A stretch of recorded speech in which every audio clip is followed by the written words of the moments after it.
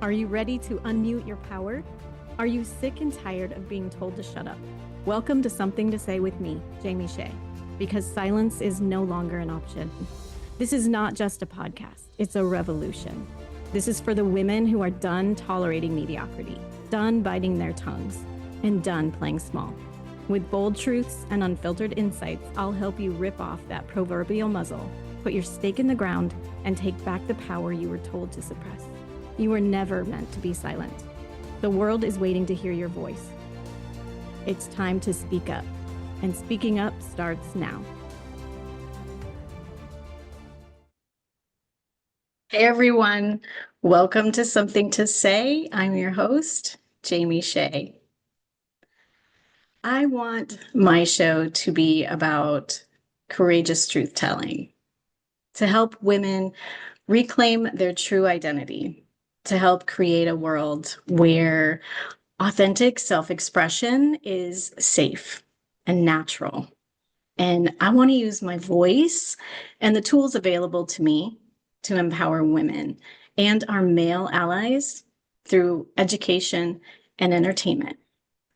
It's time for a collective healing of the programming and the conditioning that's kept us small and silent. Today, we're talking about how we've been kept small and been silenced with lies like women are too emotional to be the leader or the president or the CEO, or with lies like sensitive people are weak or too soft to make hard decisions. You are not too sensitive to be the boss. Your sensitivity gives you an edge. And we're going to talk about how in a little bit. The lies we have been told that men who express emotions aren't real men, or that they're weak, that needs to be thrown out with the trash. Men who can feel and express their emotions in a healthy way are the men we need in our lives and in our businesses. The truth is, people who are in touch with their emotions, the ones who feel deeply, are the ones we want as our leaders. Being emotionally intelligent and socially aware are skills and things to be admired. It's a superpower, and it can help you build solid, strong relationships and businesses. I am so tired of the lie that the loudest person in the room is the most powerful, or that the people who talk the most are the ones we're supposed to follow.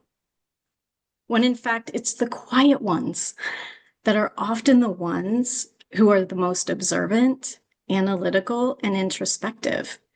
They're the ones picking up on everything. They're the ones picking up on what's being said and what's not being said. They're the ones to listen to, because when they do speak up, it's usually insightful and profound. Empaths and sensitive people, in my experience, are usually those people. The ones sitting back and really listening. Not always, but often. And I can't wait to talk about this topic with my guest, Angie Monko.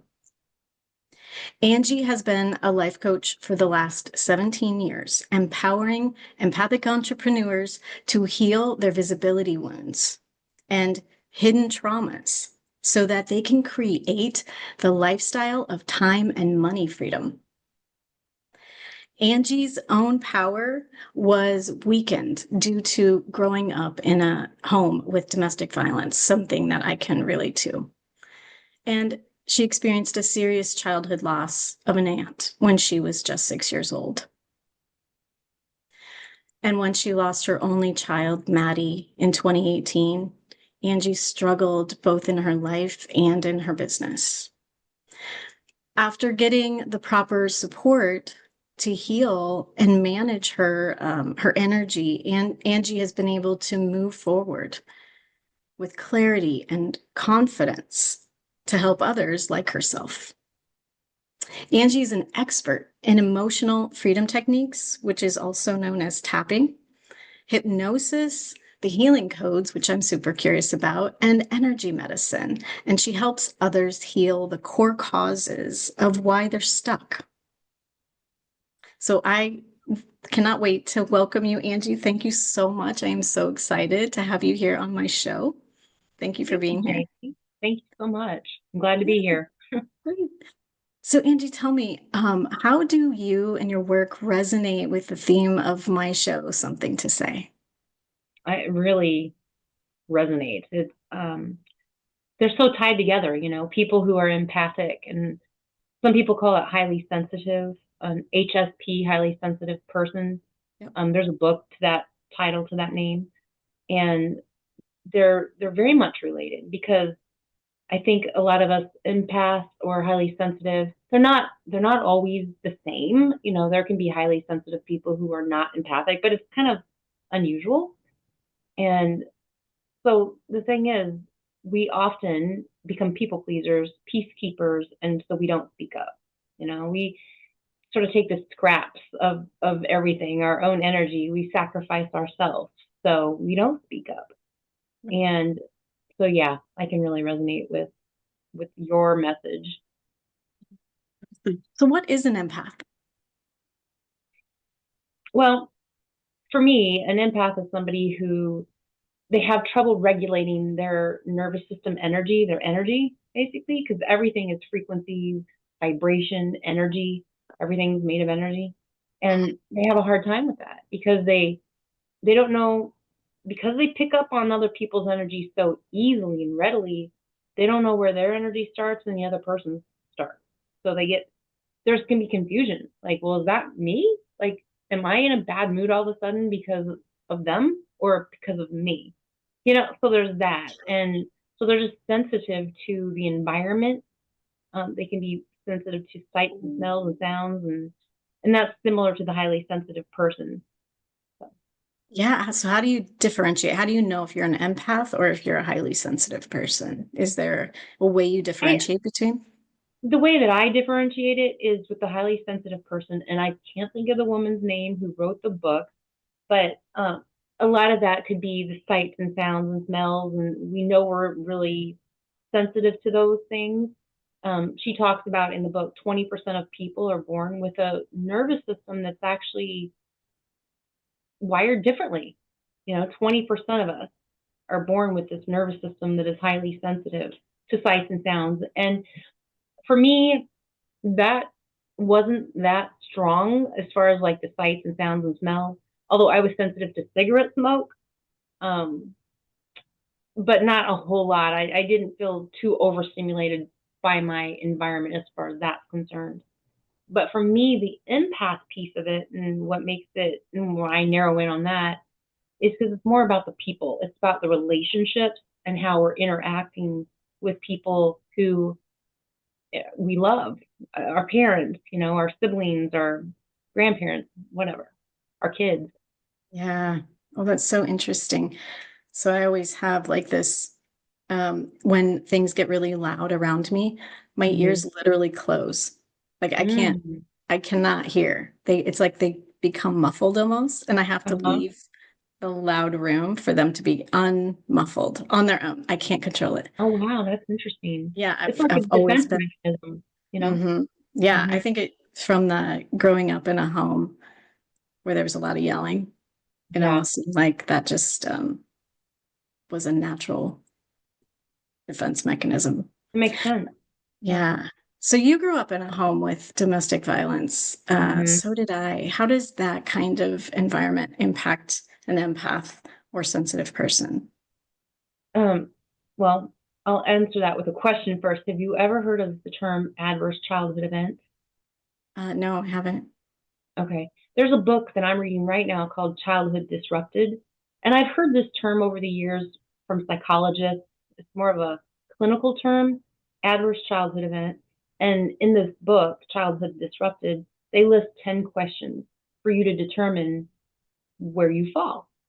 And what they've done, there's been a lot of research on this to show that there's a direct correlation between the number of adverse childhood events, they call it ACEs, ACE for short, and the illness that you'll develop as an adult, as an adult later on. And so that's very interesting. It makes sense because that trauma lives in our cells, it lives in our bodies, and it might lie dormant for many years, but then Yeah. it starts to poke its head later on in life, you know? Yeah. Absolutely.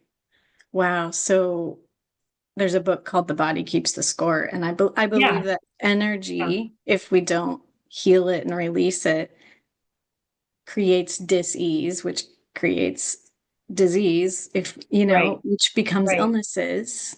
That's how I exactly. believe people become sick, if you don't It does. heal your traumas. So it sounds very similar to that. It does, and we're not aware. We are Right. not aware that this is happening. Like it's a blind spot, and so until we become aware, we may wonder, why do I have all these autoimmune issues or gut issues, Yeah. or gut issues are a trauma response, and Wow. so a lot of people don't realize that. Hmm. So you help people heal these things. Is that part of your work that you Right. do? Yeah, that's part of the work. And for me, it's going to the core cause level. Like, well, why? You know, Mhm. medications have a lot of side effects, right? But if Yes. they assume, well, I'm going to take this pill, or not to get off on that tangent, but a lot of times that's what we do, right? We just pop a pill and we think, well, that's just a normal reaction to stress. Um, but stress is really giving us a message that we need to do something different. We need to take a look at that and go deeper than just, you know, popping a pill. Right. Yeah. I'm a big believer in, I do think there's probably a place for pharmaceutical Hmm. there, but most of the time it masks the real Hmm. issue. And then Right. we're not getting to the root, where I would rather get to the root and deal with that than mask it. Because then, yeah, Exactly. you're taking pills for side effects, for more side effects. And then you're just piling on pills. And now you have all these issues, but Hmm. Hmm. which ones are real and which ones are side effects? So, yeah, Yeah. that's so interesting. Well, So, I help them with that mental, emotional. I really look at things holistically, so yeah, physical as well as spiritual, like it's yeah, all related. If we don't, on the spiritual side, if we don't trust the process of life, if we're really, what I have found, personal experience always first, is that there's a fear of life. yeah, Obviously there's a fear of death. Everyone has a fear of death because it's the unknown, and our ego mind hates the unknown. yep, But truly, what's happening is that because we've grown up and we're very sensitive to other people's opinions of us, and we don't trust ourselves on some level, like there's always a guardedness that we have.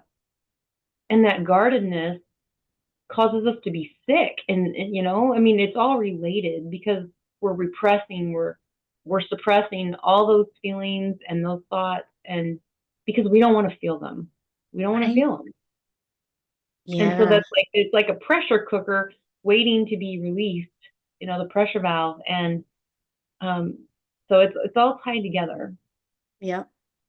So you help people with their visibility wounds, and Yeah. that Yeah. really hit home for me. That's something Yeah. I've been working on for Uh, years. I Staying hidden felt right. safe for me, and doing the show and putting myself out there on social media has really been a challenge for me. Mhm. But I also got the call 20 years ago to be a speaker from God. Yeah. I'm like, me, I like I didn't even Right. want my family to look at me opening Christmas presents. That's how Yeah. hidden I wanted to be. So tell me a little bit about that. Why do empaths and sensitive people have Right. such Right. visibility wounds? I think it's because we wear masks. Like naturally, like most people do wear a mask of some sort to not really show the world who they really are.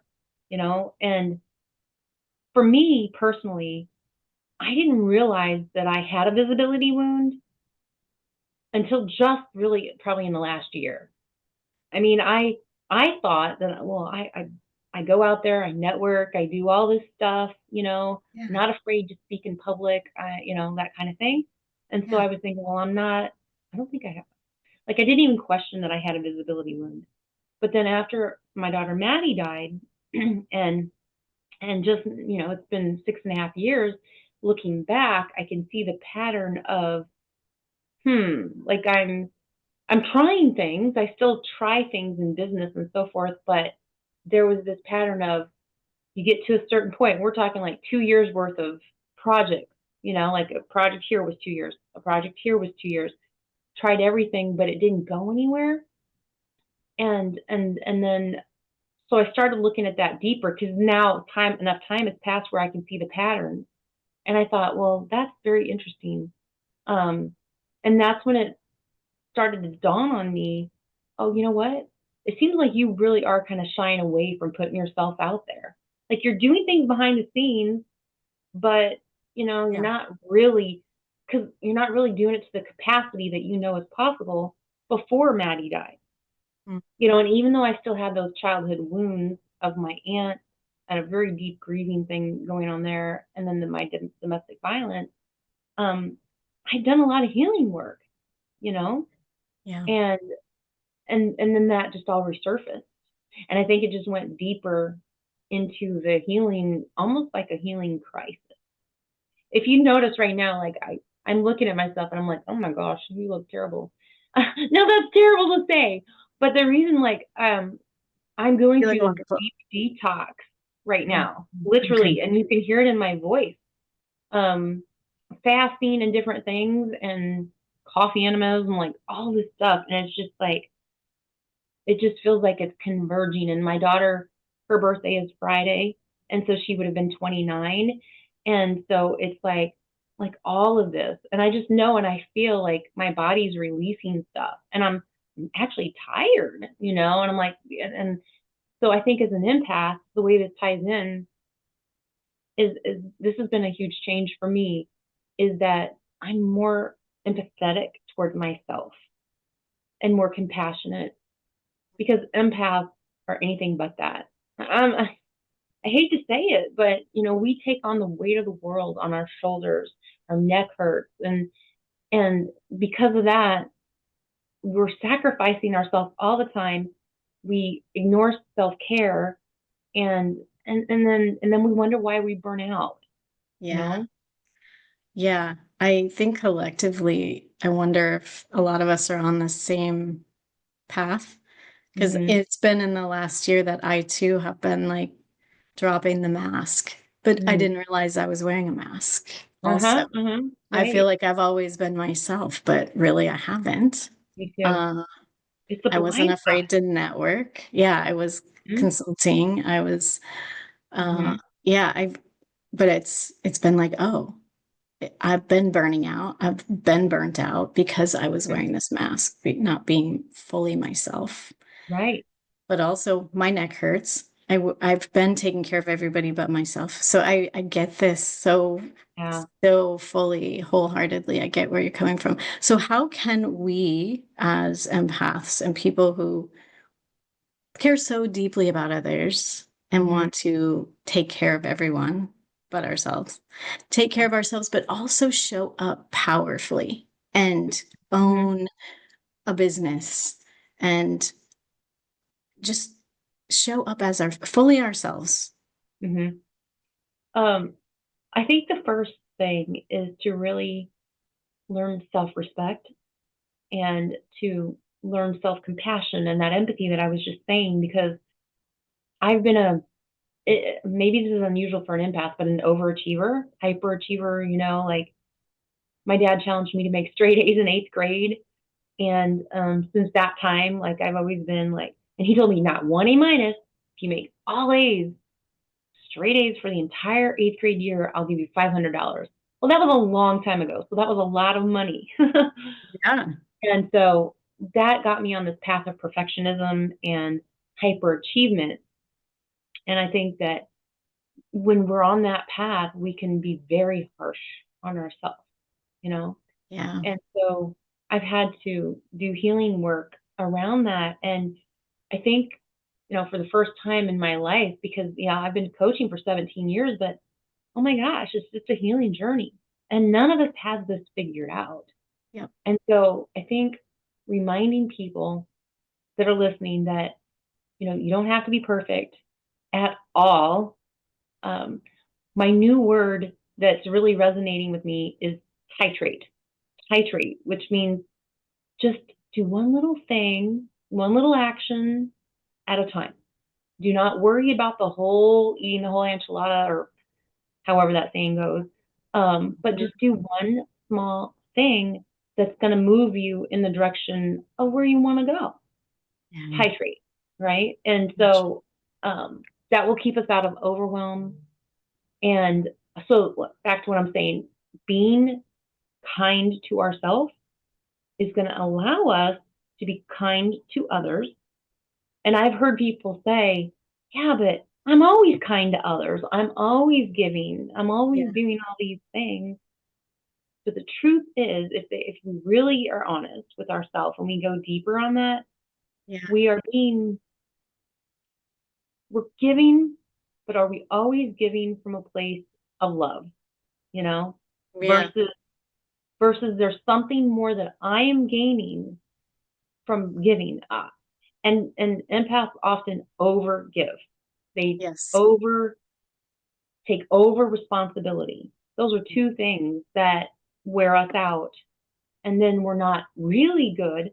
We say we want to help other people, but then we're depleting ourselves so we can't really help other people the way that we know we can. Yeah. So being kind to ourselves through our thoughts and our words and our actions and all of that, and lining all that up is so, so important, and having that self respect.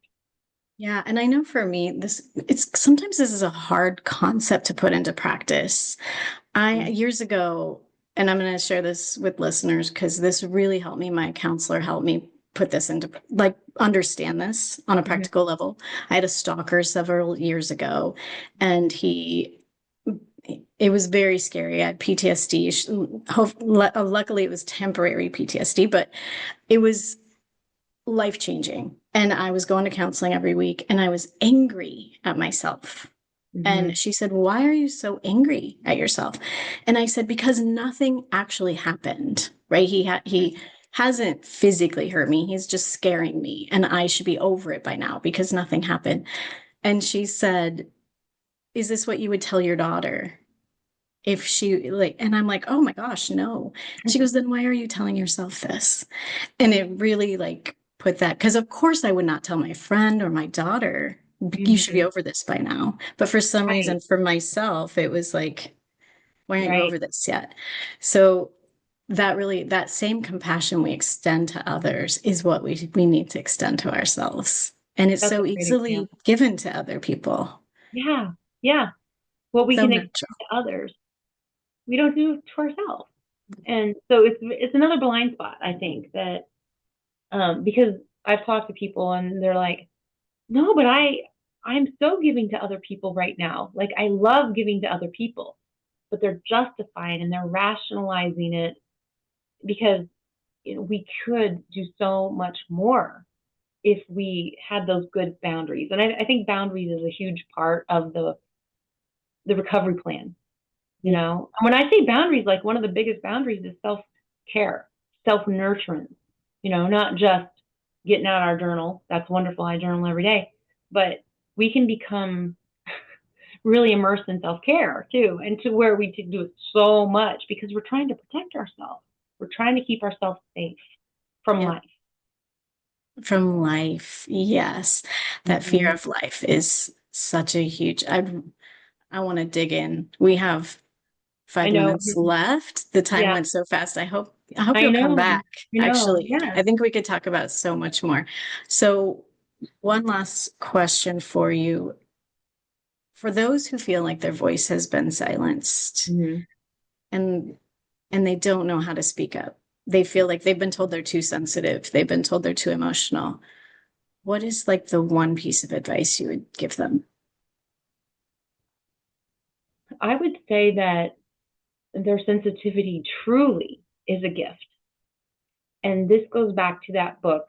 And I should have looked it up beforehand, called Highly Sensitive Person. And in there, the woman, this is female author, she talks about us being the royal advisors. you know?